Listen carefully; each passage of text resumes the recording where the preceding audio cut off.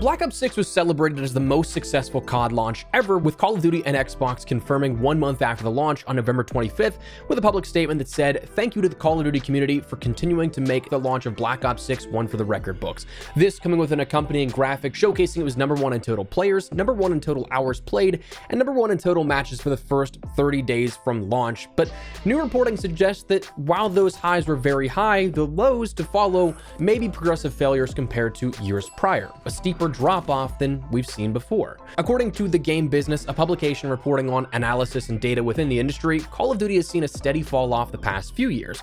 While Black Ops 6 reportedly launched to 33.7 million active players during the month of November, besting Modern Warfare 3's launch the year before by 13 million players, and Modern Warfare 2's the year before that by 2.5 million players, it's dipped greatly in recent months.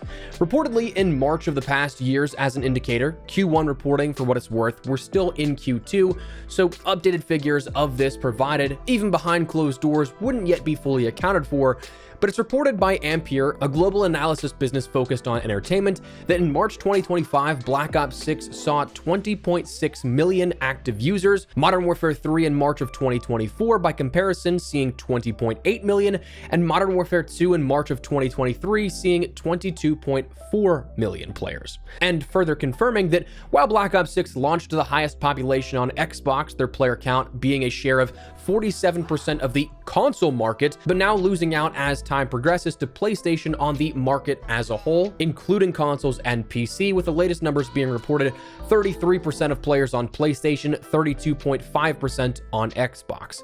Now, for a lot of the sentiment this time of year, every single year, the game's dead is based on Steam numbers. While indicative of a trend, we still do have to remember the scale of which. We can see active players per day, but not necessarily the total monthly active users at that point. But also we know that BNet is also included in that, plus Xbox and PlayStation, so there's a large number of the player base still unaccounted for. But also a reminder, this is from March of this year. It was reported that the franchise was happy with numbers following the re-release of Verdansk, which was April 3rd, so that does not account for what was, even according to Steam charts, a 50% net increase month over month, bringing an average player base from 44,600 on a daily basis to just under 70,000 in April.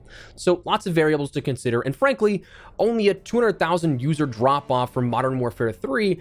For some, that might not necessarily seem like a big problem. The consistency is actually kind of impressive, but the bigger picture does remain. The drop-off from such a record high is the cause for any concern. 200,000 user dip from last year's Modern Warfare 3, but a reported 12 million more players at launch this year versus last. So how do we see a drop-off of such magnitude? What could cause this? I'm sure there's a number of different explanations that you or I can both associate with personally, but for me, it comes down to 4 things, which we'll all explain in a little more detail. But Game Pass, foundational support such as combating cheaters, bugs, and broken items, lack of meaningful, consistent content support, and just general fatigue. Let me explain. For Game Pass, this isn't a point to vilify Game Pass or be like, Game Pass bad, but rather to point out that this year, likely more than any others, appealed to the more casual player base, checking out the game's launch for either campaign, multiplayer, or zombies, just because it was there.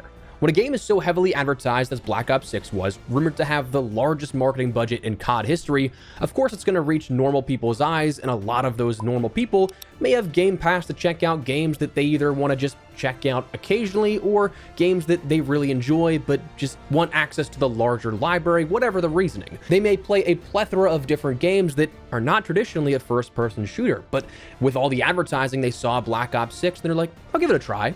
So they see all this buzz, check it out, log in as an active player, play the campaign, a few matches of multiplayer, whatever, but then are never seen again. This heavily inflates that launch number if you consider the scale at which this is possible, and then when they don't come back, obviously that's a longevity issue. Looks great for shareholders initially, but if you're thinking about a game long term, it's not going to hold. And for that reason alone, I think that's probably one of the simplest answers as to why we've seen such a heavy drop-off from launch until now. I do think before we dive into other areas of discussion, though, the only real worry with this that it presents in my mind is the further emphasis on microtransactions in the future. Microsoft paid big money for Activision and their IPs, including a main target of Call of Duty. So while they boosted subscription sales with a launch, the long-term conversion rate of subscription revenue versus game copies sold is still yet to be fully understood in the big picture. So the worry for me is that if we don't see that much revenue being deemed a solid return on investment for their acquisition of Activision, that could easily lead to more of those bundles that we see that are 3,000 COD points or similar that are progressively being added in more and more. But that's Game Pass.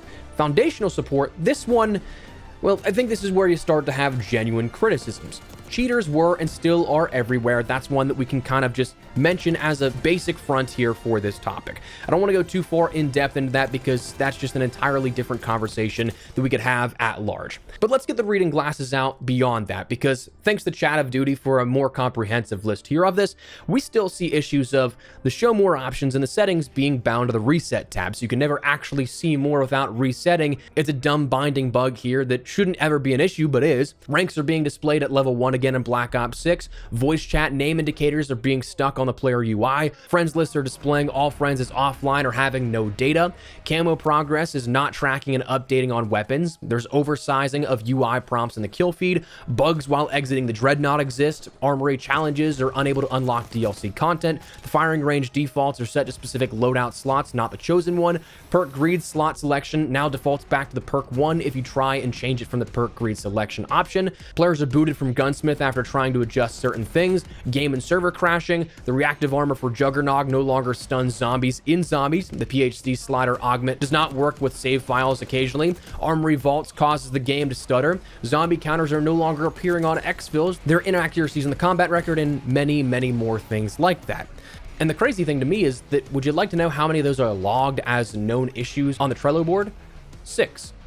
There's only 6 of those on the Black Ops 6 Trello board at the current moment, all 6 of those being added in with the last 2 days, but they've been an issue since the Reloaded updates. So 5 days of no communication, nothing really being showcased as, hey, we're aware of that. And when each seasonal update leads to more and more broken things, it takes weeks to fix, sometimes until the next seasonal update where it'll break another 20 things but will fix 10 of the prior issues, you're going to eventually lose players. A lack of transparency and sense of urgency is something that I think is driving a lot of players away as well. I mean, just an hour before recording this, the official COD Updates Twitter finally mentioned they're investigating reports of voice chat icons remaining on player screens. That's been one of the most visible bugs for an entire week. I get if you can't get a fix out fast, but at least mention, hey, we're aware of this. Not wait a week and then be like, oh, that's a bug, we'll look into it. That part's a bit perplexing. Beyond that, though, there seems to, in recent years, be a lack of meaningful and consistent content support, Black Ops 6 being a relatively large offender here of this. For Black Ops 6 in particular, we do have to remember that there was a seasonal delay that took the ebbs and flows of peak times of seasonal launches, both for a main launch and a Reloaded launch, and elongated the downtime between those, but that's certainly a factor this year and for other seasons 1 to 3 in the past. But beyond that, fundamentally for seasonal content in-year support, there's not a whole lot to do that incentivizes you to stick around. And listen, I don't mean to beat a dead horse, and I know the events and such aren't everyone's favorite way of incentivizing play during gaps of seasonal content, but while this year we have events again, they haven't really captured the intrigue of players, I feel.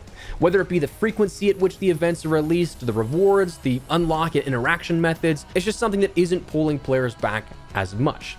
And I don't mean to sort of glaze as hard as it sounds when I bring it up, but I do think that whether you agree with the rewards, methods, or whatever, Sledgehammer with Modern Warfare 3 made the most attempt at what it means to provide in-season content and keep people playing during those gap periods between the highs of seasonal updates. 36 events launched throughout the year of Modern Warfare 3, with only 4 of which lasting longer than 2 weeks.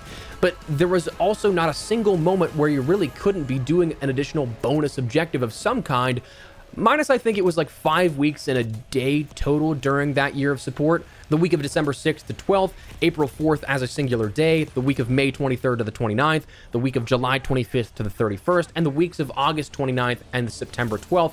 That one I think was for the beta of Black Ops 6, so they weren't running any events naturally. But it doesn't even have to be the frequency or camo reward things of events or whatever, but an attentiveness to players' interest and how to keep them coming back week over week rather than month over month with seasonal updates is something that I think should be fixated on, making players' time worth coming back here leading into these extended down periods of March, April, May, and into the summer. And finally, I guess we can just talk about general fatigue.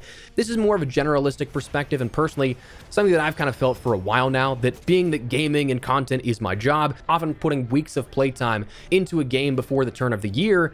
When you look at the last 3 titles, Black Ops 6, Modern Warfare 3, and Modern Warfare 2, they're the closest that we've seen, objectively speaking, to being the same games year over year compared to any other COD title. In the past, it was something that was criticized as being so jarring, always going back and forth between different game types and the feeling of different games, Modern Warfare to Black Ops games in the past. But regardless of the debate on Warzone ruining COD or not, where you stand on that, the reliance on the same feeling and same engine to appease yearly integrations, I think the general player base is now starting to feel that fatigue where everything does kind of feel the same. Yes, Modern Warfare 3 reintroduced slide canceling and a bit more fluid movement. Yes, Black Ops 6 introduced omni movement and all that kind of stuff, but at their core, I genuinely think that we can all feel a bit of the same identity on the underlying properties, just expanding range of motion or something similar year over year to distinguish. The architecture and the feeling of the game foundationally does have that same core identity. But more than that, you all very well may be fatigued from a lack of, air quote, Call of Duty.